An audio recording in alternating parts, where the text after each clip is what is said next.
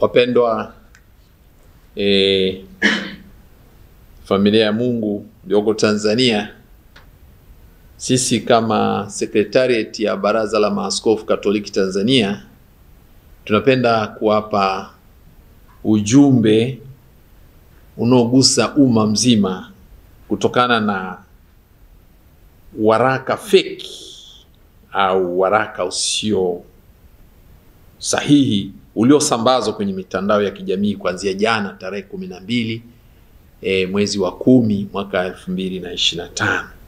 Waraka huo ulikuwa na kichwa cha habari: tamko la Baraza la Maaskofu Katoliki Tanzania TEC kuhusu amani kwa taifa kuelekea siku ya uchaguzi mkuu wa Jamhuri ya Muungano wa Tanzania utakaofanyika tarehe 29 Oktoba 2025. Wakaweka kwenye mabano sauti ya watu, sauti ya Mungu. Tunapenda kukanusha waraka huu kwa kusema kwamba maaskofu wetu hawakutoa, maaskofu wa Baraza la Maaskofu Katoliki Tanzania hawakutoa waraka huu kwa waumini na kwa Watanzania wote kwa ujumla.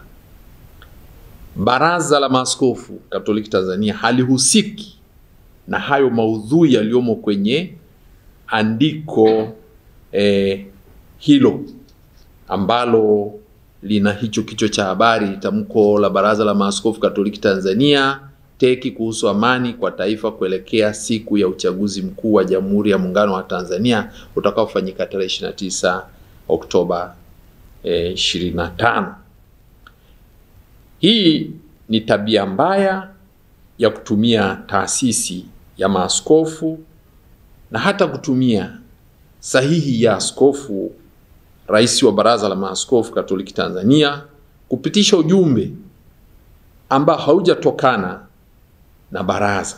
Na hivi tunasema ujumbe huu au waraka sio tamko la maaskofu, na tabia hii mbaya ikomeshwe na wenye mamlaka ya kukomesha wanaokiuka taratibu za taasisi zingine. Tunawataka wenye tabia hiyo wao wenyewe pia, kwa sababu ni binadamu wenye utashi, waache tabia hiyo mbaya, kwa sababu wamefanya jambo hili kwa makusudi. Na Baraza la Maaskofu limeagiza ujumbe huu ukanushwe.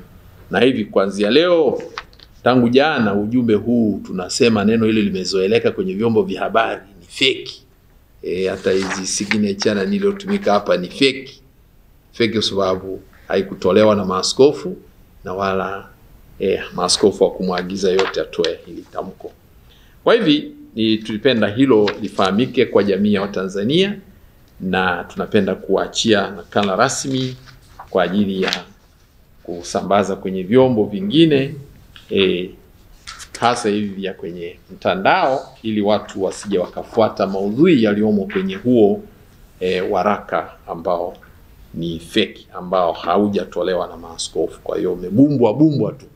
Kwa hiyo ningependa nitamke hilo na Watanzania wote wafikishiwe huo ujumbe. Maaskofu wana taratibu zao za kutoa tamko, za kutoa waraka, na kila neno lina maana yake kwa maaskofu. Wanapotamka tamko, waraka, ujumbe, wosia, wana maana zao na wana taratibu zao katika mambo yote ambayo wanapenda. Kwa hiyo na wanapenda pia mtu yote anayetaka asemewe basi aje awaone. Yule aliyetaka kusema haya alikuwa na uhuru kabisa kwenda kwa paroko. Uzuri si tuko kila ziliko familia, tuko kule. Kuna jumuiya ndogo ndogo, naenda kwa mwenyekiti wa jumuiya, atakupeleka kwa paroko, paroko atakupeleka kwa askofu, askofu atakufikisha kwa rais wa Baraza la Maaskofu. Au ndio wasemaji wakuu wa kanisa, kuanzia kwenye familia kwenda juu. Na hata mtoto, unamwona kwanza mzazi wako, unaenda kwenye jumuiya, unapanda kwenda hivyo. Kwa hivyo hata kama una jambo unataka kulisema, pitia hizo taratibu, ujumbe wako utafika na mawazo yako, mapendekezo yako yatafika. Lakini usijichukulie mamlaka na kujifanya wewe ni Baraza la Maaskofu au wewe ni rais wa baraza, wakati sio. Asanteni na washukuru kwa kufika na kuchukua ujumbe huo. Tunaomba waraka ulivyoweka ukanushwe rasmi. Asante sana.